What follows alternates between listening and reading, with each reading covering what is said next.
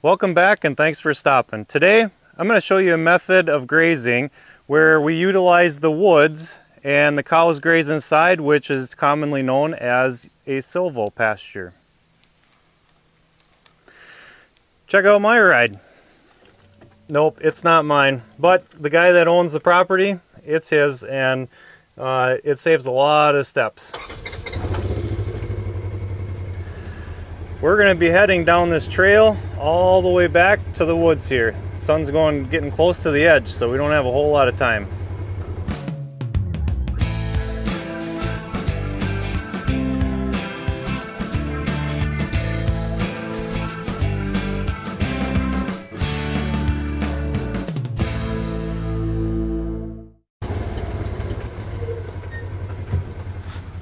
So as we open some of these spring gates here to get in from one paddock to the next, I'll kind of show you around.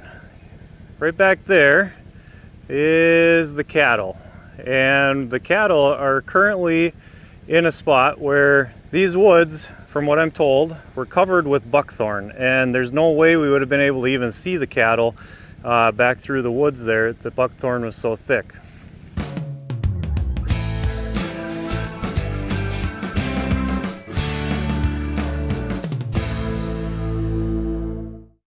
Now, my understanding of a definition of a silvopasture is a grazing area that has trees or within trees. And this kind of fits the bill. I don't know if this size tree is exactly what a silvopasture entails, or if it's a bigger tree. I don't know. I would also think that maybe the trees should be a little bit thinner. But at the same time, the grass that's growing among here and the amount of animals that it's able to hold, I don't know. I think it works really good the way it is. Now the cattle, they don't get all the credit for making it look so nice.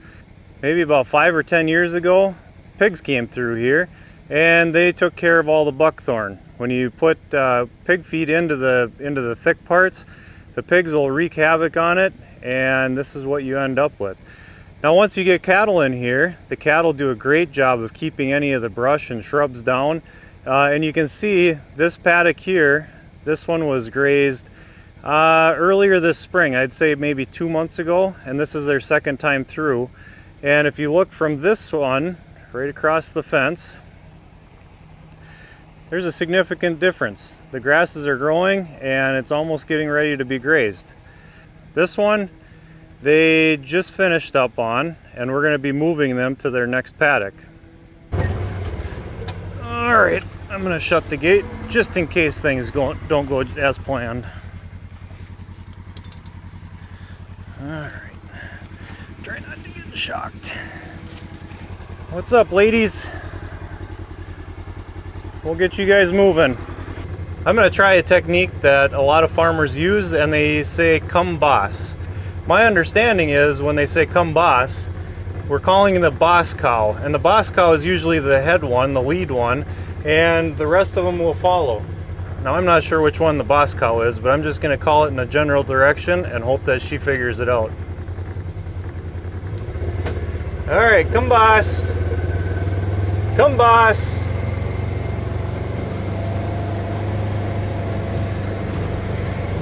Come boss.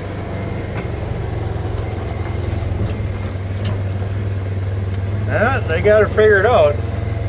I don't know if there even is a boss cow out there, but they know that there's greener pastures coming. Come, boss. You're gonna beat us there. Yeah. Come, boss. Whoop. I wonder how fast a cow can run.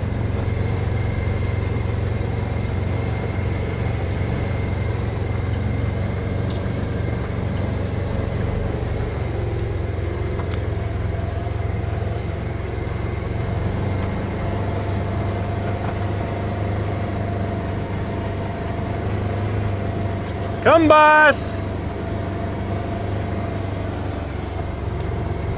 Come on, girls! I suppose there could be some males in there, but I don't think they have their manhood anymore. Okay, so where they are moving, is going to be through these spring gates and into this paddock right here. And now the way that it's set up, we got the water sitting there and we got another spring gate, but we don't want them to go through there. So what I'm going to do is I'm going to take these spring gates, I'm going to bring them back, and then I'm going to go through and I'm going to call them, and hopefully they come through just like they're trained.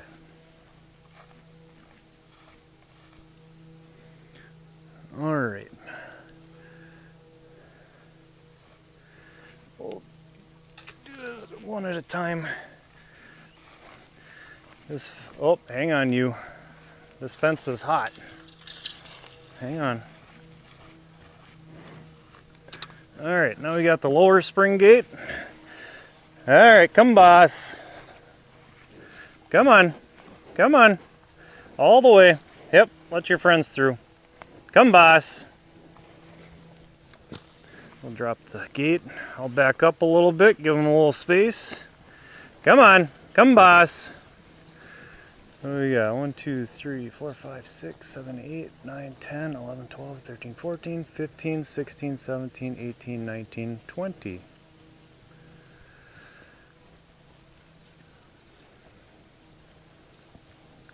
20 cows moved. One paddock to the next, and they are happy. Now the paddock that they just came from, it isn't that it was completely depleted, that there was nothing left for them to graze. However, they did graze off a lot of it, as well as trampling some of it, and you always want to leave a little bit of residue you want to leave a little bit standing after they're done. So I think it's about the perfect time to bring it over here.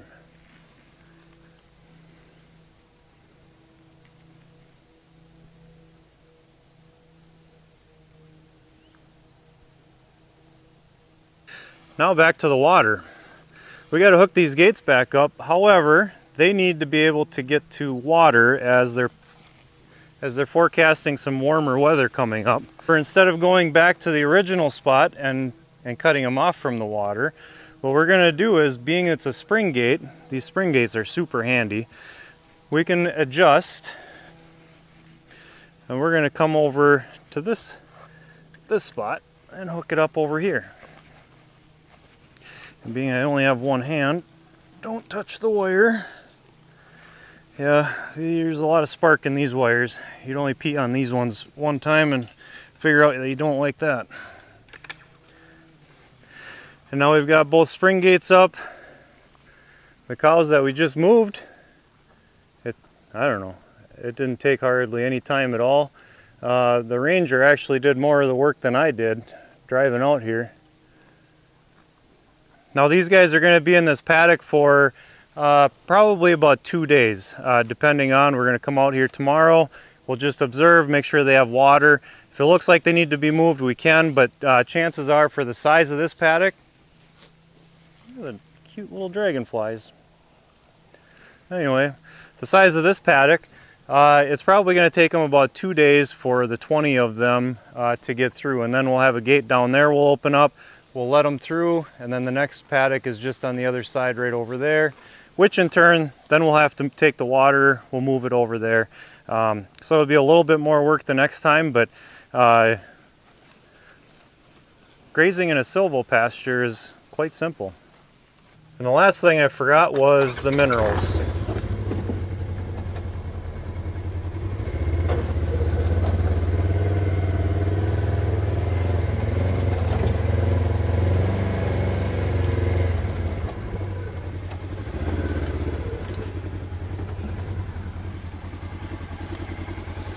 So we got a strap in there. We'll loop that over the ball, and we'll drag it over.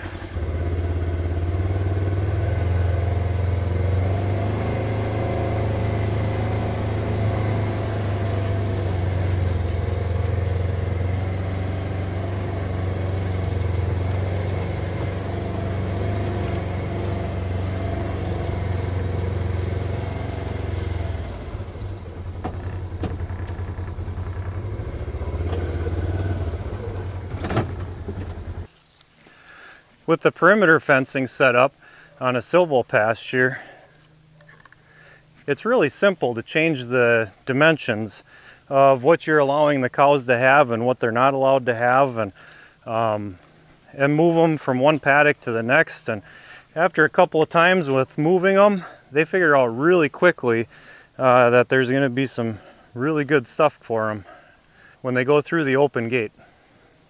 So the way this pasture is set up, we'll start here at the water. We got the watering system where they're at, and actually he's got a paddock right on the other side of that spring gate that he planted some sorghum Sudan grass and some other warm season grasses in there. He's going to wait and graze that a little bit later on.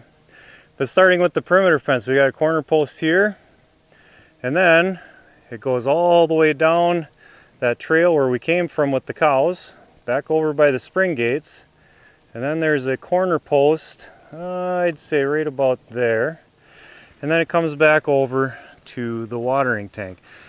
And if we had half the cows, or even if the grass was doing really good on a really nice summer, we had a drought for a while, we finally got some rain, but if the grass was doing really good, you could easily section this off in half and just put a temporary wire going across here from fence to fence.